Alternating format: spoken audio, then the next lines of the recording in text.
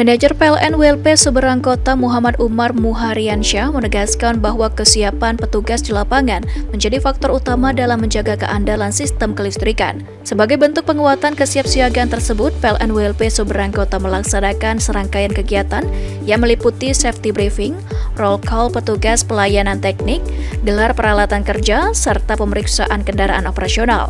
Safety briefing dilakukan untuk memastikan seluruh personel kembali memahami prosedur kerja yang aman, disiplin dalam menggunakan alat pelindung diri, serta meningkatkan kewaspadaan terhadap potensi resiko pekerjaan di lapangan. Kegiatan ini juga menjadi bagian dari upaya PLN dalam memperkuat implementasi budaya keselamatan dan kesehatan kerja K3.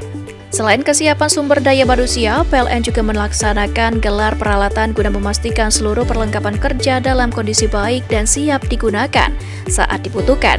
Pelaksanaan dilakukan terhadap peralatan teknik, perlengkapan pengamanan, hingga material pendukung penanganan gangguan jaringan listrik.